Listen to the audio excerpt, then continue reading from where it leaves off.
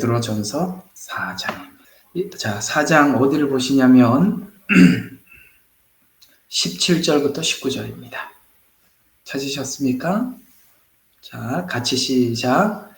이는 하나님의 집에서 심판을 시작하여야 할 때가 되었음이니 만일 그 심판이 우리에게 먼저 시작되면 하나님의 복음에 순종하지 않는 자들의 그 종말은 어떠하겠느냐.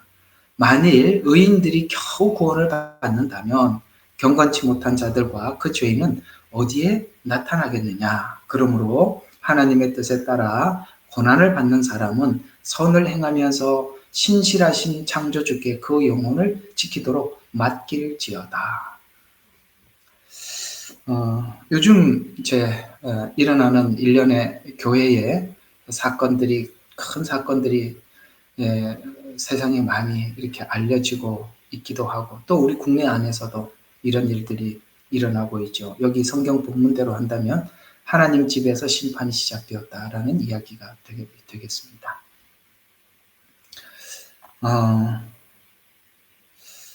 세상이 교회를 이렇게 폄하하고 또 기독교회를 핍박하기 위해서 의도적으로 한다라는 말도 맞고, 또 실제 그런 사건이 있는 것도 사실이고, 이 두 가지 다 맞습니다. 맞죠?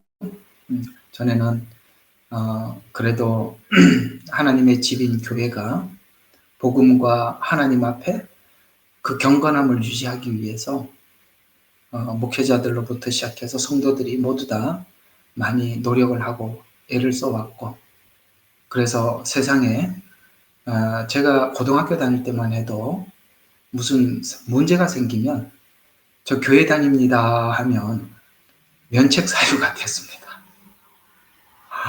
맞지요? 그럴 만큼 우리가 예수 믿는 사람들에 대한 도덕성을 세상 사람 누구도 알아줬었습니다. 과거 생각이 나는데, 제가 전도사 생활을 할 때 나이가 30대 초중반인가 아마 그때였을 거예요. 신학교 졸업하고 전도사 생활할 때 아주 저기 시골에 있는 교회에서 한 1년 동안 제가 보낸 때가 있었습니다. 워낙 조그마한 시골이다 보니까 이제 교회가 뻔해요. 여기 하나 저기 하나 거기 하나 뭐 이렇게 있습니다. 그리고 제가 그 교회 전도사로 있었기 때문에 동네 사람들이 알죠. 처음 본 사람이고 시골 교회니까 또 전도사고. 그때 제가 이제 30대 초중반이었으니까 그 동네 어른들이 길거리에 나와서 담배를 피우시다가 60, 70 이래 되신 분들도 담배를 피우시다가도 제가 지나가면 돌아서서 담배를 피우고 감추었어요. 제 30대인데. 그럴 만큼 이 사람들이 그래도 교회 다니는 분, 또 거기다 뭐 특별히 목사님이나 전도사님쯤 되면 사람들이 그 어르신들도 담배를 감출 만큼 우리 이 기독교인들의 도덕성을 그렇게 높이 샀었어요. 요즘은 교회를 다닌다 그러면 도리어 나쁜 놈 아닌가? 이런 생각을 할 만큼 참 비참하게 됐습니다. 근데 오늘 16절을 보니까, 17절을 보니까, 베드로전서 4장 17절을 보니까 하나님 집에서 심판이 시작할 때가 되었대요. 이 심판이 어디서부터 시작하느냐면 세상으로부터 시작하는 게 아니라 하나님의 집에서부터 심판이 시작해서 밖으로 나간답니다. 세상으로 간답니다. 그러니까 심판이 하나님 집에서부터 시작된다고 말씀을 하고 있잖아요. 근데 그때만 해도 그래도 우리가 기독교인이다면 세상 사람들과 우리가 교회 안에서 그 정도의 도덕성에 대해서 믿어줬었어요. 경찰에 무슨 일이 있어서 잡혀가도 제가 사실은 아무개 교회 뭐 장로입니다, 집사입니다, 뭐 하면은 그 경찰관들도 거기에 대해서 그러십니까? 하고 일단은 참 이분이 좀 억울한 일을 당했구나라는 쪽에서 이렇게 눈여겨봤던 시절이 있었어요. 그런데 어느 때부터 이게 이제 판세가 바뀌기 시작했죠. 너무나도 이상한 분들이 기독교인들이 너무나도 순수하고 착해 보이니까, 그리고 그냥 이제 성경을 연구해서 기독교인들이 어떻게 하면 접근을 해서 어떻게 속이면 저 순수한 마음들의 마음을 뺏을 수 있는지를 연구를 하면서 이단들이 득세하기 시작했습니다. 저는 옛날에 이런 이야기를 한번 들은 적이 있는데요. 이 이야기 저에게도 너무나도 적잖은 충격이었습니다. 어떤 이야기였냐면은, 그때 막 이단들이 막 생기고 이 사기꾼 같은 분들이 일부 교회에 들어오면서 제가 이런 얘기를 한번 들은 적이 있습니다. 그 도둑놈 둘이서 하나는 신학을 하고 하나는 교회 장로가 돼서 사람들을 끌고 모아서 사람들 전체 교인들을 사기쳐서 한탕 해먹고 또 딴 데 가서 또 그 짓하고 이런 사기꾼들이 생겼다는 얘기를 제가 들었습니다. 굉장히 놀랐습니다. 야, 교회 안에 이런 사람들이 들어오기 시작했다라는 것에 대해서 적지 않은 충격을 받았었습니다. 오늘은 어떻게 이야기를 한번 그쪽으로 좀 흘려보내고 싶어요. 제가 이제 신학교를 갔을 때도 정말 이상한 사람이 신학교 입학했던 걸 본 적이 있습니다. 쉬는 시간에 밖에 나와서 같이 이렇게 잠시 쉬었다가 다음 수업 시간에 들어가기 위해서 이제 잠시 바람 쐬고 있는데, 제가 이제 졸업반이었는가? 아마 4학년이었는가 3학년인가 거의 제가 이제 졸업반 가까이 됐었을 거예요. 그러니까 한 친구가 신입생이 하나 들어왔는데 처음 만나서 이렇게 인사도 하고, 그래서 제가 그때 학생장이었을 거예요. 그리고 학생장이다 보니까 이제 새로운 이제 신입생들 좀 뭐 이렇게 인사도 하고 그랬는데 어떻게 오게 됐냐라고 물어봤어요. 그랬더니 그 불교 신학교를 가니까 월급이 얼마 많지 않더라는 거예요. 그래서 기독교 목사님들은 월급을 많이 받는 것 같아서 이쪽으로 당신이 그 불자가 되지 않고 스님이 되지 않고 목사가 되기로 해서 왔다는데 하도 어이가 없어서 세상에 이런 사람이 신학교로 오기 시작했구나. 그 사실은 뭔 말을 해야 되는데 너무 충격을 받아서 멍해서 한참 어이가 없었어요. 그러니까 이런 사람들이 신학교로 오기 시작했단 말인가? 이런 생각이 들었습니다. 그리고 이제 나중에 또 제가 이제 목회를 하면서도 이제 신학교 강의를 한 두어 군데 강의를 다녔었어요. 그래서 이제 1학년들이 신학교를 입학하면 혹시나 옛날에 봤던 그런 사람들은 오지는 않았나 싶어도 1학년 강의를 들어가면 이제 학교 오게 된 동기가 뭐냐 이렇게 묻고 그런데 참 마음에 참 걱정이 많았었어요.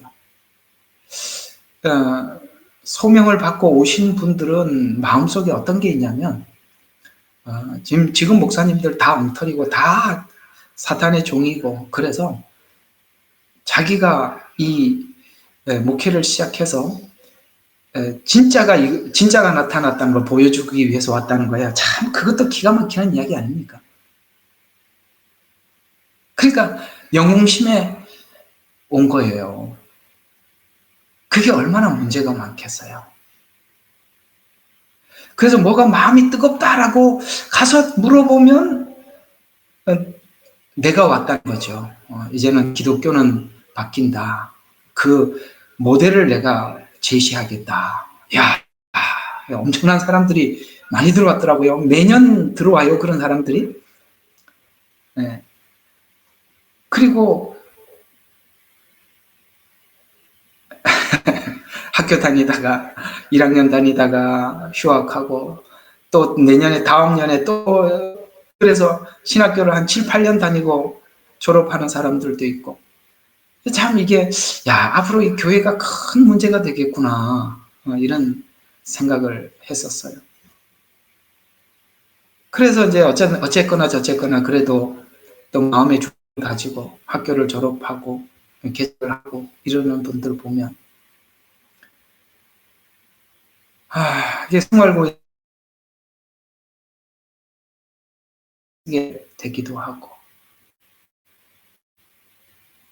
어쨌든 뭐 여러분들 굳이 말 안 해도 마음에서 상상이 많이 가리라 생각합니다만, 야, 이 교회의 순수성, 그 목회자들의 그 소명, 정말 세상이 무너지고 하늘이 무너지고 자기에게 어떤 일이 닥쳐오더라도 하나님 그 부르심 앞에 하나님만 바라보고 가겠다는 이런 사람들은 점점 줄어들고, 목회를 하면 너무나도 인본주의적이고 이런 사람들이 자꾸 생겨서, 이게 언젠가 이 교회가 이제 그런 시간이 우리가 왔고, 어디 가서 이제는 예수 믿는다는 말을 하기에도 참 이렇게 부끄러워해야 될 이런 상황에 처해 가고 있다는 것이 너무나도 안타까운 일인데, 그 말이 성경에 나와 있다는 게 전 참 놀랐어요. 오늘 금방 읽었던 하나님의 집에서부터 심판이 시작된다는 이 말이 참 놀라웠습니다. 그렇구나. 근데 이렇게 말을 하고 있잖아요. 만일 심판이 우리에게부터 먼저 시작되면 세상에 복음에 순종하지 않는 사람들의 종말은 어떻겠느냐라는, 이 복음에 순종하지 않는 사람들이라면 누굴까요? 우리는 불신자를 먼저 떠올리는데, 교회 안에서 복음에 순종하지 않는 자라는 말로 우리는 그렇게 봐야 맞습니다. 왜냐하면 그 말이 왜 복음에 순종하지 않는 사람이라는 것이 교회 밖의 사람이 아니라 교회 안의 사람이라는 증거가, 여러분, 우리는 이걸 연상하게 돼요. 노아 가족들을 이야기하고 있는 걸로 보여져요. 그렇죠? 이 의인들이 겨우 구원을 받는다. 근데 이제 그러므로 19절은 뒤로 나중에 좀 한번 보기로 하고, 이 이야기를 우리가 요 17절에 있는 말씀을 이해하기 위해서 15절부터 한번 볼 필요가 있어요. 자, 너희 중에 누구도 살인자나 도둑이나 행악자나 다른 사람들의 일에 간섭하는 자처럼 고난을 당하지 않게 하라. 여기 누구를 이야기합니까? 살인자, 도둑, 행악자가 어디서부터 찾아내기 시작했다고요? 하나님의 집에 있는 살인자, 도둑, 행악자를 찾아냈다는 거예요. 그래서 지금 이 교회에 숨어 있었던 죄악들이 세상에 공개가 되었을 때, 여기 행악자도 있죠. 아까 내가 말했죠. 도둑도 있고 행악자도 있고. 제가 이렇게 호주에 살고 있고, 저희 집이 카슬힐이라는 곳입니다. 그 바로 옆에가 버큼힐이라는 동네고요. 버큼힐에 힐송 교회가 있습니다. 저희 집에서 힐송 교회가 아주 가까워요. 조금만 가면 여기 바로 옆에가 힐송 교회예요. 근데 여러분, 그 힐송 교회 사건은 사람들에게 많이 알려졌죠. 찬양으로 유명한 게 아니라 참 그 뒤에 있는 아버지 목사, 그 다음에 힐송교회 담임 목사, 아버지도 목사거든요. 힐송교회 담임 목사 위에 아버지도 목사인데, 그가 지금 뭐 세상에 다 알려져 있는 거니까, 그걸 보고 무슨 범죄라 그런지 잘 모르겠습니다. 어린애들을 그거 했죠. 애들을 성폭행을 했어요. 예, 그걸로 인해서 법정에 왔다 갔다 큰 사건이었는데, 무슨 연유인지, 그 아들 목사가 무슨 손을 써서 그러는지 그냥 그것이 그냥 해결이 되고 그냥 무마가 되고 끝이 나버렸습니다. 그리고 힐송교회에 있던 그 담임 그 사람도 그런 문제로 인해서 여러분 지금 미국에 갔어요. 지금 여기 힐송교회에 있지 않습니다.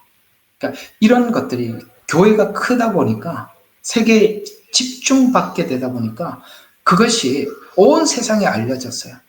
그걸 사실 지금 아까 말씀드리니까 아버지나 아들이나 똑같은 죄를 범한 거 아니겠어요? 그게 지금 하나님의 집에서 뭐가 시작됐대요? 심판이 시작됐는데, 그 안에 그 사람들이 누구였어요? 살인자, 도둑, 행악자라는 거예요.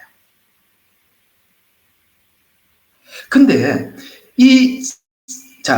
보세요. 다른 사람들의 일에 간섭하는 자처럼 고난당하지 않게 하라라는 말은, 맞아요. 그들은 살인자고 도둑이고 행악자예요. 그런데 오늘 저는 이 구절이 이렇게 보이는 거예요. 그 행악자를 앞에다 두고 그들을 비판을 하고 정면으로 그렇게 간섭해서 아시겠습니까?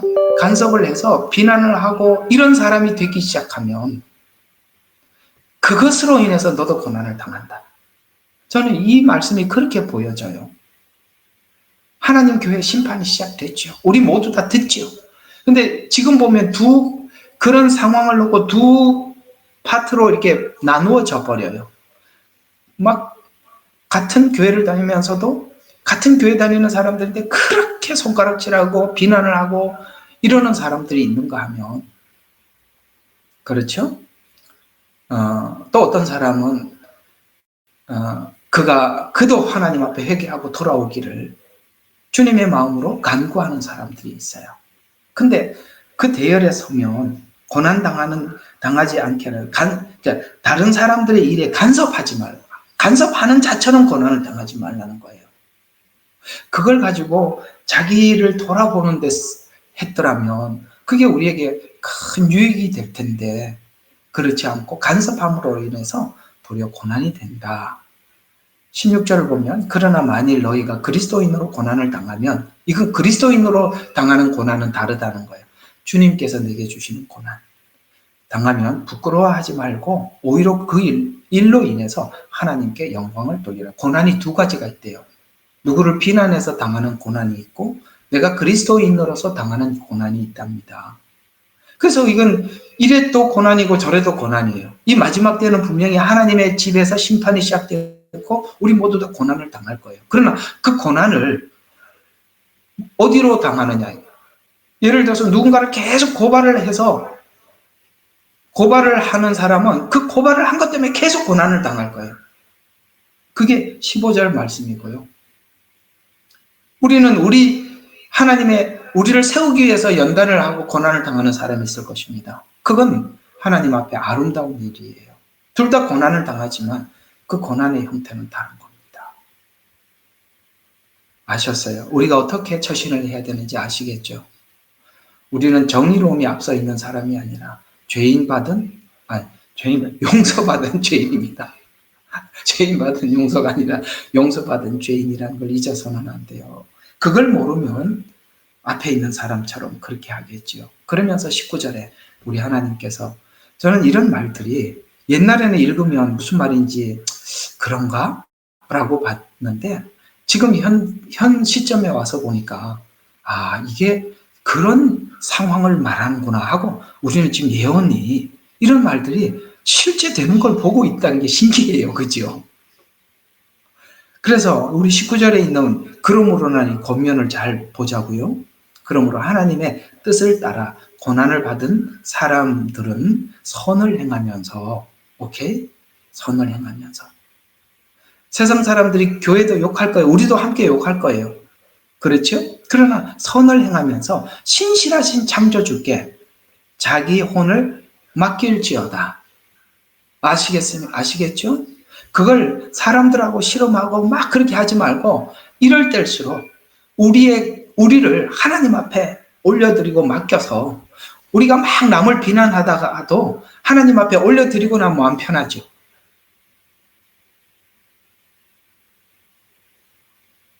이 베드로 전서에서 말씀하고 있는 권면이 지금 현 시대를 살아가고 있는 우리들에게 하나님께서 주시는 중요한 권면이라 생각을 해서 먼저 이 말씀으로 여러분들과 잠시 나누고 싶었습니다.